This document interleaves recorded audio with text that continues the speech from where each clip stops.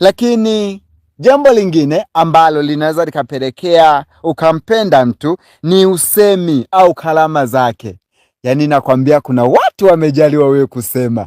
Akianza kuzungumza maneno yamepangiliwa vizuri. Sasa vile ambavyo unasikia yale maneno yalivyopangiliwa kwa huyu nikimpata huyu atakuwa napangilia usemi wake vizuri tukiwa nyumbani. Kwa hiyo taratibu, kwa sababu ya usemi wake kuwa mzuri, unajikuta umeanza kumpenda. Lakini kuna wengine katika kuzungumza kwao wanakuwa na adabu. Yaani mazungumzo yake ni ya heshima.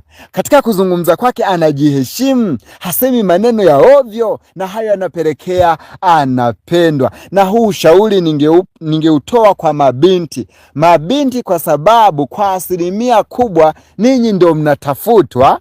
Jitahidini sana kuwa na usemi mzuri, kwa sababu kupitia usemi mzuri watu wamependwa. Kupitia usemi mzuri watu wamepata wenzi wa maisha, na wamejikuta wamempata mtu ambaye ni mwema kabisa, kwa sababu usemi wao ulikuwa ni mzuri.